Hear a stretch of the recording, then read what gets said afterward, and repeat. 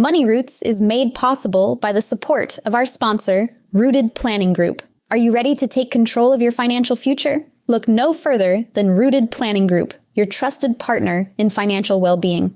At www.rootedpg.com, you'll discover a wealth of resources and expertise to help you thrive financially. Rooted Planning Group specializes in personalized financial planning, investment management, and retirement strategies. They understand that every financial journey is unique, and they're here to guide you every step of the way. With a team of experienced advisors, Rooted Planning Group is committed to helping you cultivate a secure and prosperous future. Visit www.rootedpg.com today to learn more about how Rooted Planning Group can help you grow your money roots.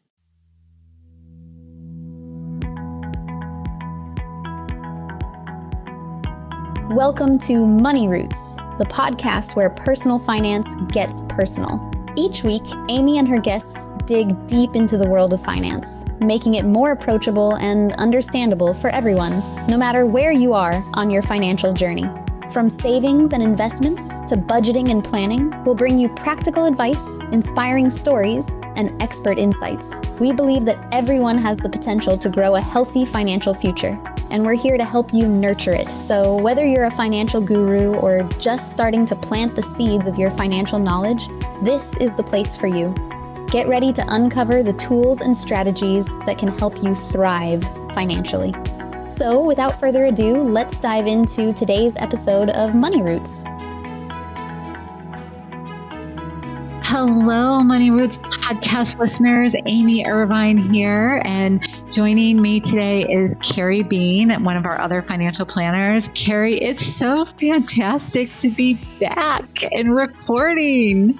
I'm very excited you're back and recording. It's been fun and it's been a pleasure doing it, but we are very happy to have you on today. Well, you and I were talking about some of the challenges that we're hearing from our clients, and one of them in particular had to do with the open enrollment period around Medicare and even just the eligibility period of Medicare in general and all of the confusion that goes around it. So we thought it would be great if we could do a little podcast on that. Yeah, I think it'll be a good, just maybe education for some and maybe a refresher for others as we go, into the time when everybody that's eligible is starting to think about it and just get it on everyone's mind. Yeah. So I thought a great way to start this would be to talk about the different parts of Medicare.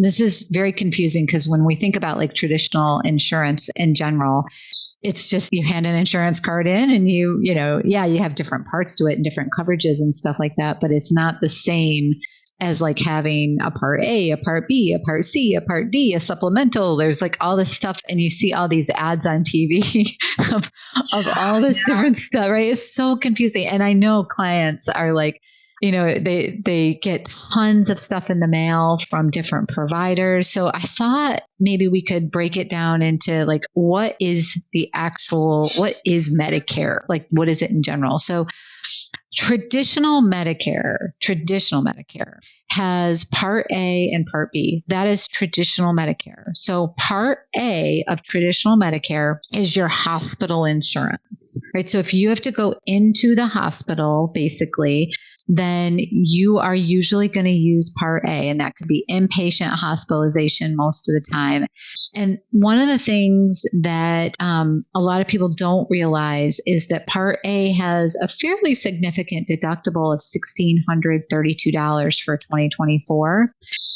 And if you go into the hospital, so inpatient, I'm talking inpatient hospitalization. So Part A again, Part A is your hospital insurance. So inpatient hospitalization. Then once you pay that $1,632 in 2024, that's the deductible. Days 1 through 60, you don't have any additional insurance or any additional cost coming out of your pocket once you meet that $1,632. Days 61 to 90, you pay $408 a day. And then after day 90, you pay $816 each day up to 60 days, which was what they call the lifetime reserve days. So if you were in the hospital and you used up all of your coverage, you're now going into your own private pay. So after you use all of that, you pay 100% of the costs. That's on traditional Part A. So if you were in the hospital, say 5-6 months for some reason, and you only had Part A coverage, once you use up your reserve period, you used up your 90 days, you used up your reserve period, which again was 60 days, you now pay all costs if you don't have any supplemental insurance or anything like that. That's Part A, that's traditional. Then there's Part B. Part B is your labs, your doctor visits, your diagnostics, all that sort of thing. In 2024, the deductible for Part B is $240. And typically with Part B, you pay 20% and Medicare pays 80%. Now, on top of that, most people don't have to pay a premium for Part A, but they do have to pay a premium for Part B. So like we pay insurance costs, if we have insurance, Part A doesn't have a cost for premium. You just had to pay the copays and the deductible as long as you have so many credits towards Medicare. And Part B, you would pay the deductible of $240. And in 2024, the premium is $174.70 per month. And then you also pay 20%. Again, this is if you don't have any supplement, right? This is what you would be responsible for paying out of pocket. Right. Those two work hand in hand. Does that make sense so far? It does. So I think it's like from when you're thinking about it, you could just think of like, I know if you have regular insurance, it's all kind of falls under the same umbrella. But with these two, it's like A is if something bad happens and you're not going on a regular doctor visit and you have to go in the hospital. And then B is just kind of for your regular everyday things. And they have their own deductibles. Is that a fair? That's correct. You got it. Yep. Okay. Yep. Okay.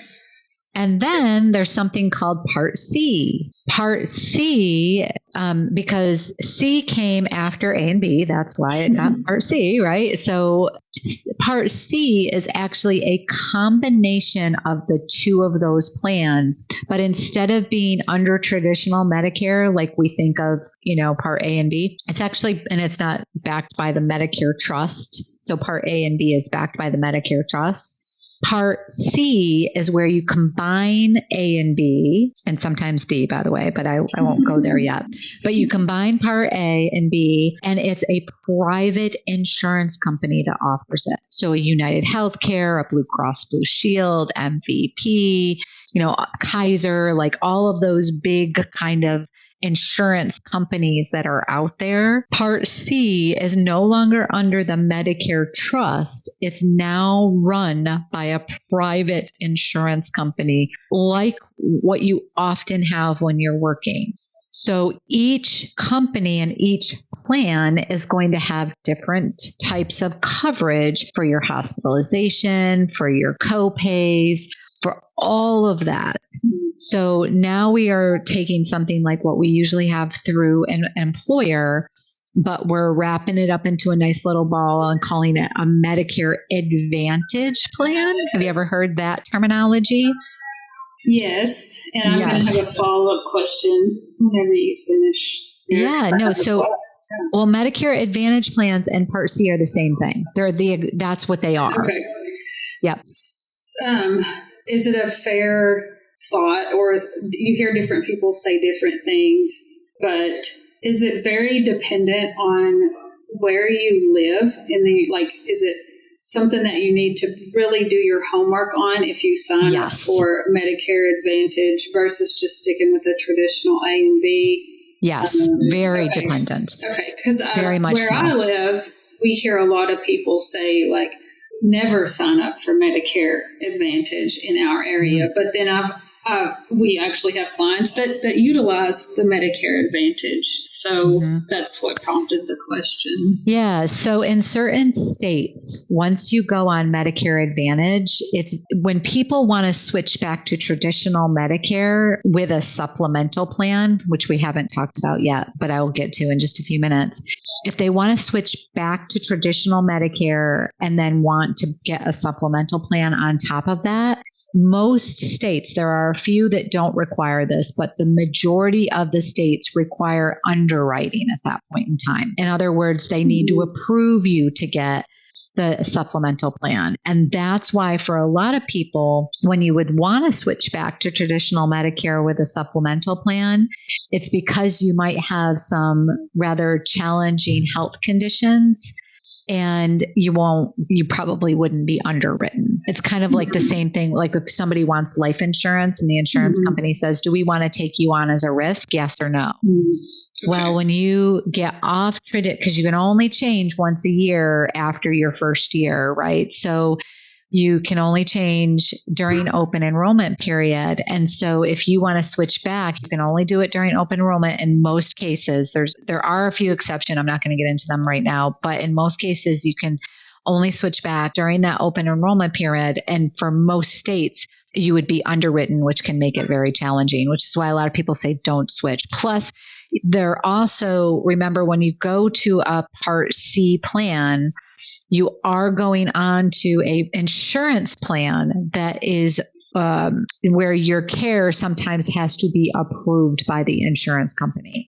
And that's why I think a lot of people say don't switch, because if you're on Medicare, you can choose to go anywhere you want. Now, the person that you go to may or may not accept Medicare. You might be able to submit your claim to Medicare for reimbursement. They may not reimburse at all, but you can completely choose to where you go. Now, if you are on a Medicare Advantage plan, you still can choose to go wherever you want to go. But if they're out of network or not a provider that's, if your plan doesn't allow for out of network coverage, then you're not going to get reimbursed. And that's one of those reasons why we always say this is why it's challenging, right? Because what's your medical situation?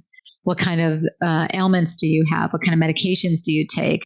Do you have any family conditions that you aren't experiencing now, but you could experience in the future? I mean, heck, who knows what they could or couldn't experience, right?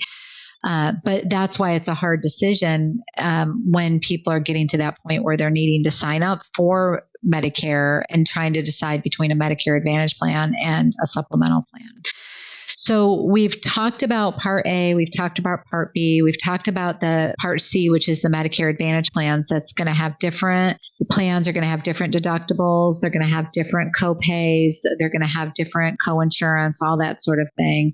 And then Part D is the prescription side of things. So you could say D for drugs, but it would just happen to be, in line, ironically, that it was Part D. And that is where you get your prescription coverage. If you only have Part A and Part B, you do not have coverage for your prescriptions. And by the way, when you sign up for Medicare, you do need to sign up. In most cases, you need to sign up within 6 months of turning 65, or you will have a penalty for being late and signing up. And we usually tell people sign up about 3 months before your start date so that you have all your cards.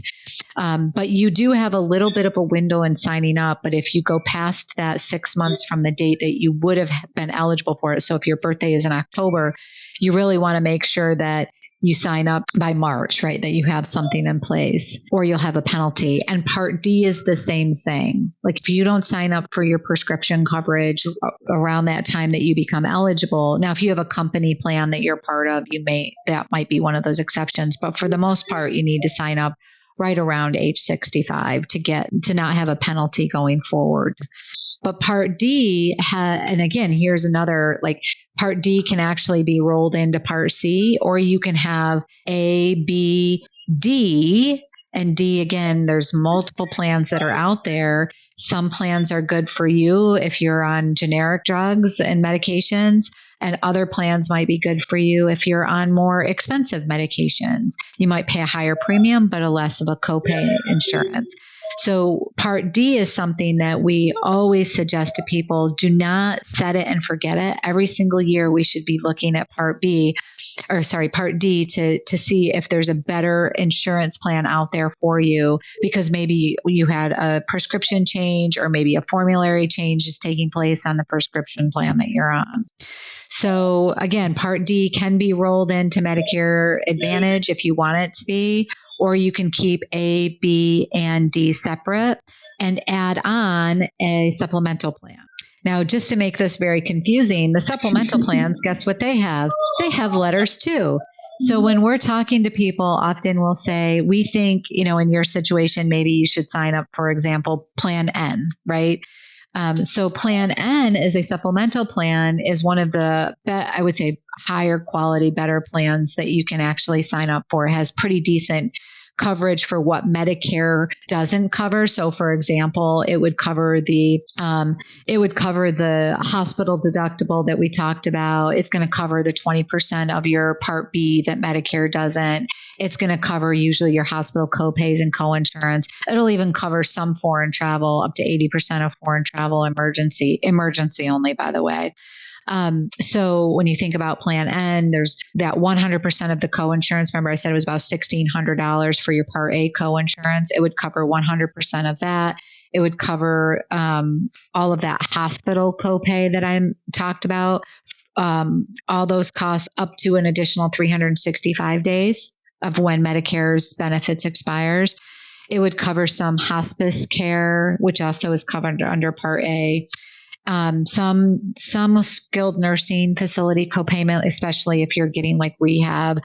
And then, as I mentioned, Part B, but it still doesn't have anything to do with Part D, right? So even if you choose a supplemental plan, understand that your Part D is always a separate plan from, all these other moving parts that I have. And by the way, I'm not promoting Plan N for any particular reason. That's just one that we tend to look at for a lot of clients that are looking for a good, solid supplemental plan that's not the Cadillac of Cadillac plans, right? And you pay an extra premium for that. So I'm going to do a quick refresh of everything that I just said and what road you can kind of go down as a participant. So if you were helping your parents navigate, there's two paths that you can kind of follow in that navigation. One is to stay on traditional Medicare with Part A, Part B, Part D, and a supplemental plan. That's one path.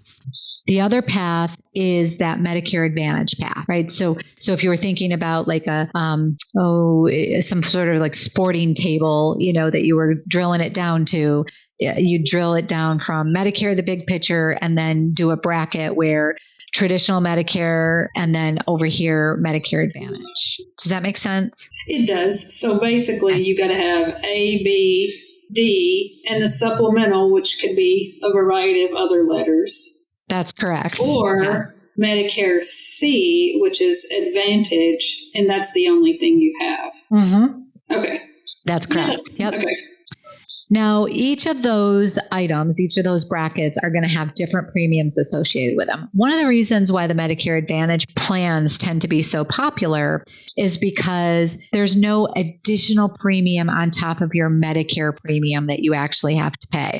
That's one of the reasons why they're so popular, because people will say, oh, I don't pay anything, extra for my Medicare other than the $174.50, $174.90 that's deducted from my Social Security. My plan is quote unquote free. I'm going to pause there for a second. What do you think that means to your copays and coinsurances sometimes? Possibly a lot higher. They could be. And a lot of times what happens is with those situations, it's the expensive things like, for the first 6 days that you're in the hospital, you're going to pay $300 or $400, right? But maybe your doctor visit, your copay at your doctor visit is only $30 or $40. Maybe your specialists are $50. So those Medicare Advantage plans might not have an additional premium that you pay, but they might have higher costs out of pocket. So how do you break that down for your parents? This is our process. this is what we do when we're working with clients. We would sit down and say, how many times do you go to the doctor? You know, who are your doctors and how many times do you go see them? What are your prescription medications? Do you have any upcoming surgeries that you are aware of?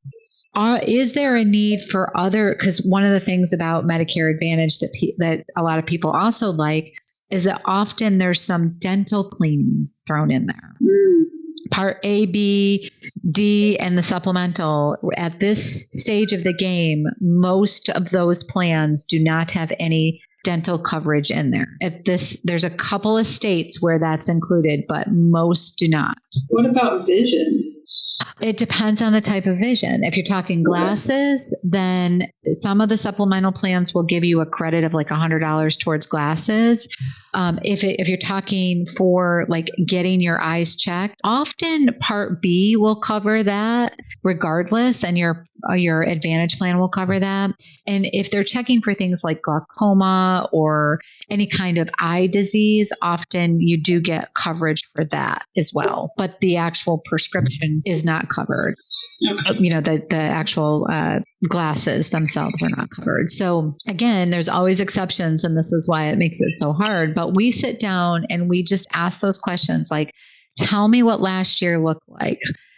If they're already on Medicare and you're looking for, you know, should I be shopping? You can pull the report that Medicare actually sends, and it lists out sort of like an explanation of benefits. How, you know, what did you use your insurance for last year? If this is your first year, you certainly should be able to pull out your explanation of benefits and, you know, maybe look down through your calendar or something like that. What doctors did you go see? How many times did you go see them? Are they specialists versus are they general practitioners, you know, or your general PA or something like that. So it's asking those questions. And then again, I always go back to the listing the medications. You know, what do you take for medications? From there, now you can start to do some research. And Medicare has a fantastic tool out on their website if you know how to use it.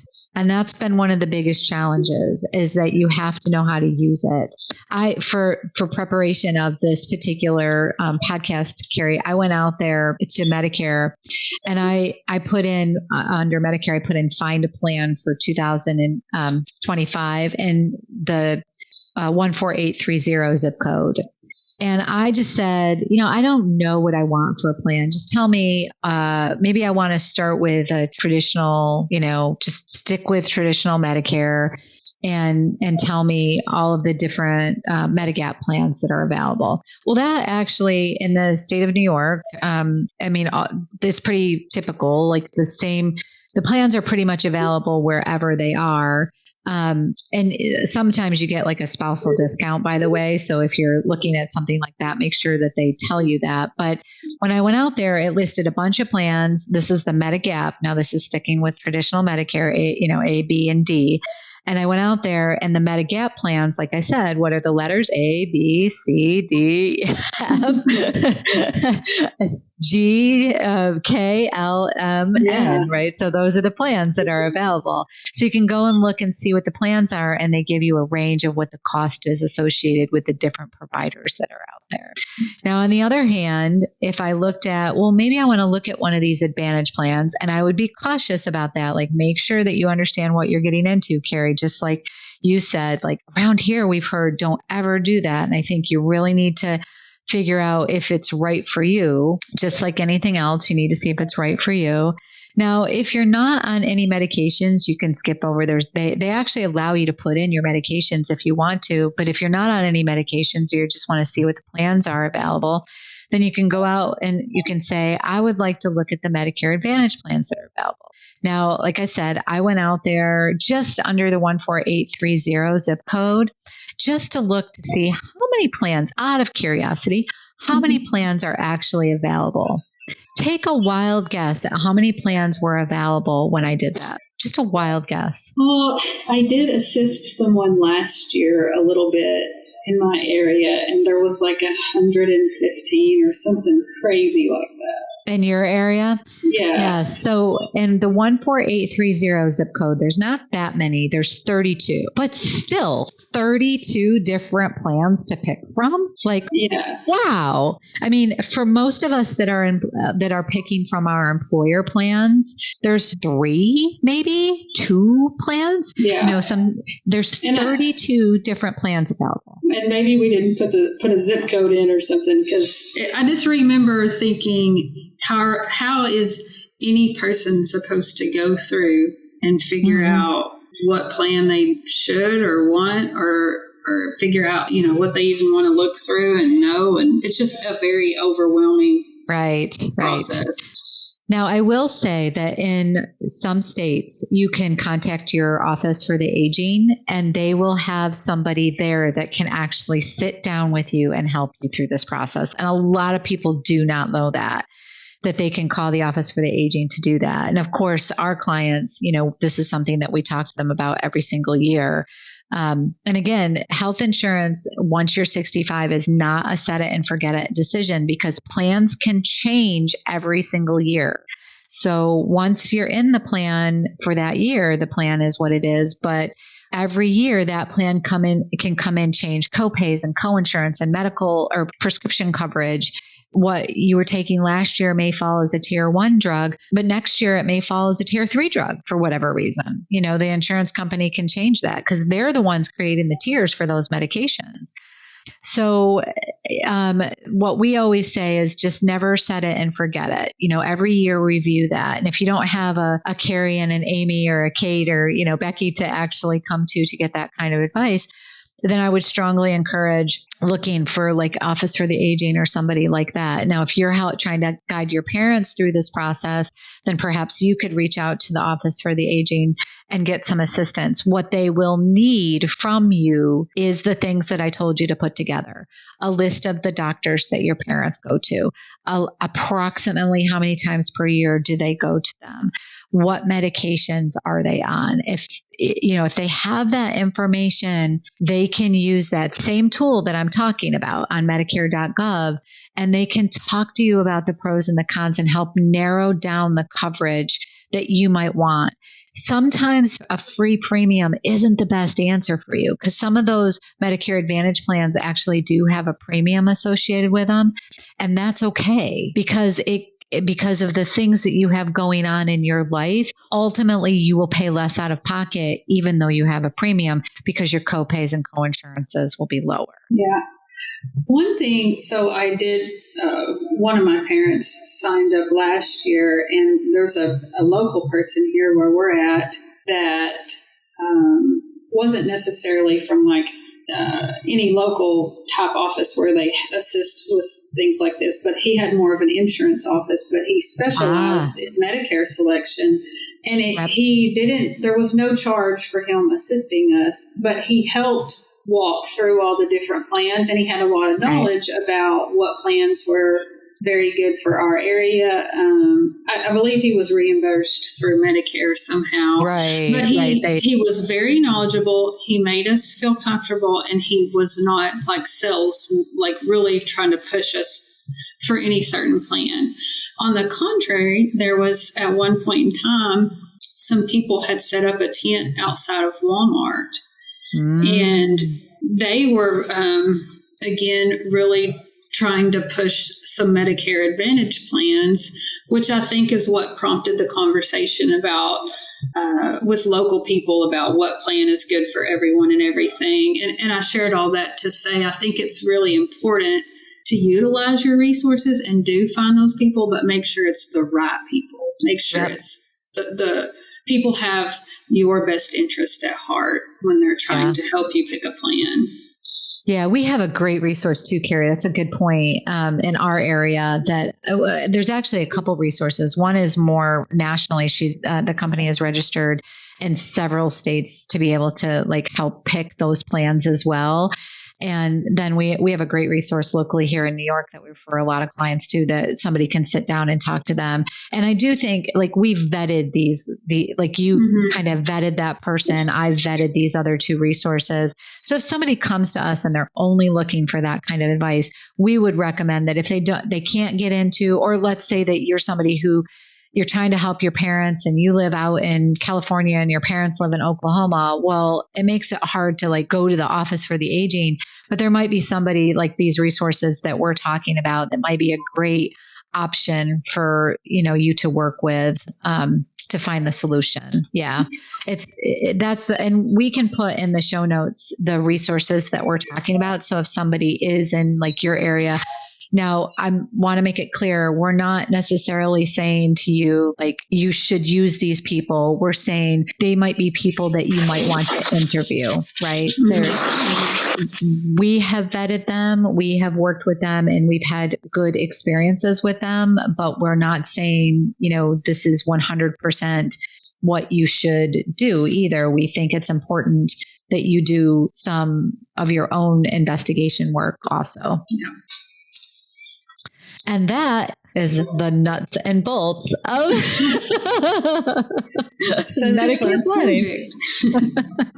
But it's hard because as a if you're worried about your parents and you want to make sure that they're taken care of, for sure, right? I mean, that's something that's really important. Mm-hmm. You want to make sure that they're getting the maximum that they can get and the maximum coverage that they're getting. Yeah, I think it's really important to be able to say, and mom and dad might not even, like, they don't know what all the options are even sometimes. So just even talking to them about the resources and they don't even know, like, what am I supposed to do? And even the signing up of Medicare, like if you're already on Social Security when you turn 65, you are automatically signed up for Medicare. It's automatic.